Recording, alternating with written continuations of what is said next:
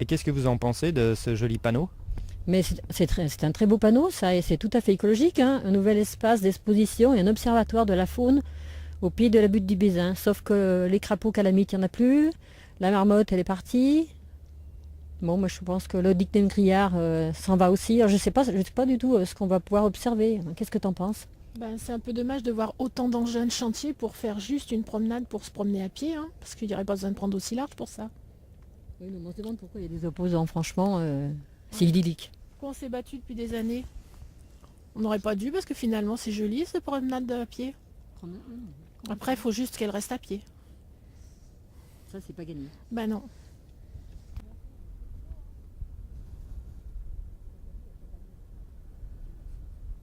Le 17 décembre 2010, qu'est-ce qui s'est passé?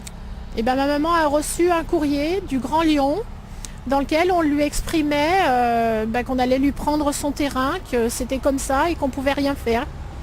Qu'il fallait qu'on s'estime heureux parce qu'il y avait des documents joints où sur des signes et sur d'autres endroits dans la région de l'Est lyonnais, on le payait 0,70 € du mètre carré. Et là, on nous faisait une fleur, on nous payait à 1 €, donc on était gagnant de 30 centimes, c'était super. Bravo. Vous avez reçu la visite d'une personne du Grand Lyon qui est venue vous expliquer les raisons de cette expropriation. Oui, il nous a expliqué que c'était dû pour développer l'Est lyonnais, pour aménager donc, toute cette surface et que ça créerait environ 1500 emplois et que ça pouvait être bénéfique pour le foot. Pour le foot. Bah oui, c'est bien connu, hein. Et l'Euro 2016 C'est ça, l'Euro 2016. Mais bon, à l'Euro 2016, il faut qu'ils prennent les sèche-cheveux parce que la personne que j'ai reçue m'a dit que ça serait peut-être pas sec le ciment, hein. D'accord, ok. Donc tout ça pour des événements sportifs et pour du loisir. C'est ça. On exproprie les gens pour du loisir. Et à 1 € c'est dur quand même, hein. Et puis aussi, le Grand Lyon justifiait que ça allait faire briller la région et le Grand Lyon. Oui, ça allait faire quelque chose de resplendissant. C'est pour ça qu'au départ, c'était le stade des Lumières. Quand une dame de 83 ans reçoit ce type de courrier et que c'est plusieurs générations qui ont conservé ce bien pour leurs enfants, leurs petits-enfants derrière, puisqu'on est propriétaire de ce terrain quand même depuis 1889, c'est quand même très dur. Et puis j'ai des grands-parents qui étaient quand même agriculteurs, donc c'est un bien qu'ils ont cultivé à une certaine époque.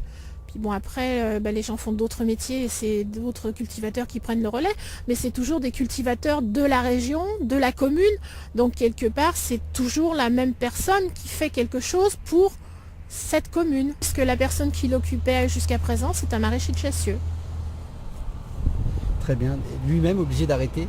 Oui, parce qu'on lui prend d'autres terrains, puisqu'il en avait d'autres en location dans le coin, et il ne reste plus grand-chose. C'est quand même dommage que ce soit des intérêts publics pour quelque chose qui va être privé au final. Et puis quand on nous dit que c'est pour découvrir le Vévert on ne le découvre pas avec une route, et là ça va être une route au final. Parce que pour le moment c'est des modes doux, mais après qu'est-ce que ce sera une fois que ce sera le Grand Lyon propriétaire? Ils feront ce qu'ils veulent dessus, on ne pourra plus rien faire. Qu'est-ce que vous pensez des modes doux qui sont avec des moteurs thermiques? Ah, c'est des modes doux. Sans commentaire. N'importe comment, il ne faut pas se voiler la face. Le Grand Lyon nous dit que là, ça ne va pas être une route. Mais il ne faut pas oublier qu'à quelques mètres de là, il y avait la LY6 qui était prévue, qui par hasard a été annulée. Oh, c'est bête parce qu'on en fait une autre à côté, mais on ne va pas dire qu'elle s'appelle LY6. On va dire qu'elle est pour le grand stade. Et qu'elle s'appelle Voie Nouvelle. Et qu'elle s'appelle Voie Nouvelle, et en mode doux. Et l'avenir du mode doux, l'avenir de cette voie en mode doux, ce sera une voie normale Moi, je pense qu'à terme, ce sera une voie normale, oui. Est-ce qu'on peut considérer que le Vévert tout autour sera préservé, ou est-ce qu'un jour le schéma de cohérence territoriale peut changer Quand on regarde ça et quand on regarde la surface qu'ils prennent sur les côtés, on peut se poser la question, parce que pour l'instant, c'est des terres agricoles. Mais après, ils peuvent très bien les mettre en terre constructible et puis faire des accès, des bâtiments et faire tout ce qu'ils veulent autour. Donc après, ce sera plus de la terre agricole et puis le Vévert, il aura complètement disparu. D'accord. Donc on parle de développement du patrimoine lyonnais et puis du patrimoine bâti et puis de l'architecture lyonnaise. Et au niveau du patrimoine naturel qui était là et du patrimoine familial pour les individus expropriés. Il n'y a plus rien, c'est un grand vide. Et tout ça au nom d'une entreprise privée. Tout à fait. Et au nom du bonheur de M. Collas et de M. Colomb et de M. Aulas. Et des supporters du football. C'est ça. Par rapport à l'intérêt général, est-ce que s'opposer à ce stade, c'est pas en fait une réaction égoïste, comme dit Colomb? Non, je pense pas que ce soit une réaction égoïste. Tout simplement parce que le stade de Gerland, pour l'Olympique lyonnais, c'est quand même un stade mythique, où ils ont eu plein de victoires dans ce stade. Donc je trouve que c'est dommage de le dévaloriser comme ça et puis de l'abandonner au profit d'un truc qui pour le moment ressemblera à quelque chose mais n'a pas de valeur sentimentale pour tous les supporters de l'OL. Je ne suis pas contre l'OL par proprement dit, je suis contre tout ce qui détruise autour. Donc vous représentez un collectif de défense des expropriés et l'association de développement durable de l'Est lyonnais. Oui, tout à fait. Je suis présidente de l'association ADED, Association pour le développement durable de l'Est lyonnais. Concernant le projet de grand stade, je m'en suis préoccupée en tant qu'élue, puisque fin 2006, donc, on entendait qu'il y aurait un projet de grand stade sur Dessines. Et c'est en février 2007 que Gérard Collomb nous en a donné la confirmation. Donc j'ai tout de suite vu mon maire pour lui demander qu'on s'oppose réellement à ce projet et lui demander si on pouvait créer un groupe de travail. Donc il a accepté qu'on crée un groupe de travail. Bon. On a créé un groupe de travail avec des associations, avec quelques élus. Et on a décidé qu'il nous faudrait peut-être recruter une avocate pour pouvoir rester en justice contre ce projet. Qu'est devenue cette procédure avec l'avocate, avec le groupe de travail? Eh bien, on a continué donc jusqu'en 2008. Mars 2008, nouvelle élection. Nous sommes à nouveau élus. Derrière, le maire a estimé que notre groupe de travail n'était peut-être pas assez productif, pas assez intéressant, donc nous avons stoppé le groupe de travail. Quant à l'avocate, elle a été remerciée quelques mois plus tard, en disant que certainement elle n'était pas assez opérationnelle pour ce genre de recours. Du coup, j'ai continué ma contestation, mais plutôt en milieu associatif. Mais c'était vrai qu'elle n'était pas assez adéquate ou c'était juste un prétexte? Moi, je pense que franchement, c'était l'avocate qu'il nous fallait. D'une part, parce qu'elle était spécialisée en urbanisme. Et dans les recours contre le grand stade, il y a une grande part d'urbanisme. Et d'autre part, parce que c'était une avocate qui avait déjà gagné un recours contre des grandes collectivités comme le Grand Lyon. Donc le but de cette procédure, c'était en fait de saboter le groupe de travail? J'irai pas jusqu'à dire que c'était saboter le groupe de travail parce que d'abord je ne pourrais pas en apporter vraiment la preuve, mais c'est vrai qu'il y a eu un relâchement complet au niveau de la contestation. La contestation officielle? La contestation officielle. Ce que je voulais dire aussi concernant la voie nouvelle, stade ou pas stade, je pense que cette voirie se ferait, puisque dans les cartons du Grand Lyon, il y a l'urbanisation de tout le V-Vert. Le V-Vert, c'est la partie agricole et naturelle qui est entre Dessines et Chassieux. Et pourquoi je vous dis ça? Simplement parce que actuellement le Grand Lyon est en train de faire une réserve foncière. Là, je pense qu'il doit être à plus de 100 hectares de réserve foncière. Si vraiment ce terrain avait été, pour rester en terrain agricole, il aurait pu être échangé contre les terrains qui ont été pris aux agriculteurs pour faire cette fameuse route. Mais là, il n'en a pas été question. De toute façon, je pense que c'est une demande qui aurait dû être faite par le maire de Chassieux. Demander à ce que ces agriculteurs puissent continuer à travailler, continuer à faire leur travail, leur activité, avec un échange de terrain. C'était tout à fait possible, puisque c'est du terrain qui est agricole. Il existe un document qui s'appelle Chassieux 2020, un document qui a été fait par l'agence de l'urbanisme du Grand Lyon, qui est peut-être en ce moment pas trop diffusé. Et dans ce document, donc validé par les élus socialistes de la mairie, on retrouve une urbanisation tout au long de la voie nouvelle. Donc je pense que l'urbanisation le long de la voie nouvelle s'est actée. Et il y a également un autre projet qui est à l'entrée ouest de Chassieux, c'est le projet Giorgi. Giorgi, la même famille Giorgi qu'on retrouve dans le Grand Stade.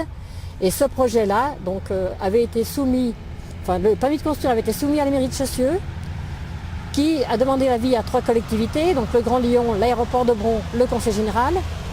Les 3 ont donné un avis négatif.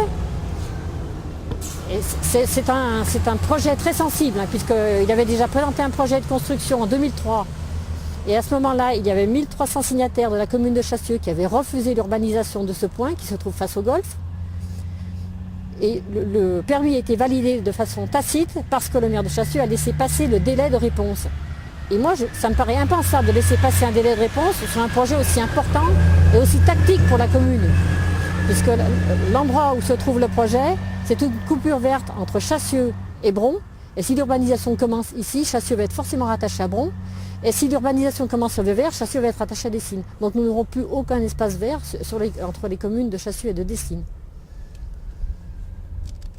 Maraîcher agriculteur dans la ville de Chassieux, gérant une association de maintien de l'agriculture paysanne. Et tout se passait bien avant de recevoir une lettre. Donc alors pour notre grand malheur, c'est arrivé avant les fêtes de Noël. Et alors là, on était vraiment très très surpris de recevoir une lettre comme quoi on était exproprié d'une partie de nos abris où on faisait des légumes. Donc on était d'abord très choqués, parce que c'était une chose juste avant les fêtes, c'est pas une chose qu'on fait. Ensuite, on a mal dormi plusieurs nuits de suite parce qu'on ne savait pas quoi faire, on était démunis devant cette arrivée d'expropriation de notre outil de travail où justement on fait la majorité de nos productions, donc nos serres. Alors après on a commencé à chercher des solutions, voir ce qui était ce qu'il fallait faire, ou qui devait pouvoir nous aider, sachant que notre combat il continue contre ce stade parce qu'on voulait garder notre terre, notre outil de travail, entre autres parce qu'on est paysan. On est né paysan, on est paysan. Et notre fils veut en faire aussi de l'agriculture. Alors c'est un coup de matraque sur la tête qu'on a reçu, mais on se relève petit à petit. Et tout ça donc au nom de l'intérêt général. Monsieur Sarkozy dit en 2011, on reçoit l'euro de 2016 ou en 2010. Et tout s'enchaîne, la construction des stades, etc. Les stades sont déclarés d'intérêt général. Et donc au nom de l'intérêt général du football et de la compétition de football. Alors nous, quand on est passé devant le juge des expropriations, on lui a bien dit, si jamais ça avait été une route pour un hôpital, une chose comme ça, quelque chose de vraiment utile. Vraiment utile. Le but de ma vie, c'était d'être paysan, de produire par moi-même, d'arriver à nourrir ma famille. Je ne cherchais pas à être riche. Je cherchais justement à travailler de mes propres forces et arriver à sortir un revenu pour ma famille avec ma femme. On voulait nos racines, elles sont dans la terre. Et on voulait justement prouver qu'on pouvait vivre bien en étant paysan. Et malheureusement, aujourd'hui, c'est comme si on était sans jambes, on nous a coupé les jambes. Oui, j'ai un fils qui veut reprendre, mais pour l'instant, on le laisse finir ses études. Et puis on verra, parce que ça va évoluer très vite à mon avis. Une fois que la route sera terminée, il y a plein de projets qui vont se mettre en route et c'est le danger. Le danger, c'est que nous, on a déjà plus que 24 hectares maintenant et qu'on va petit à petit nous en grignoter et notre fils ne pourra pas continuer d'une façon efficace. Comme on est très peu nombreux d'agriculteurs dans l'Est lyonnais, c'est très facile de tout prendre. Dans quelques années, ça sera tout, voilà. On se retrouvera peut-être dans quelques années et vous verrez que j'avais raison. Voilà. C'est en marche. C'est en marche.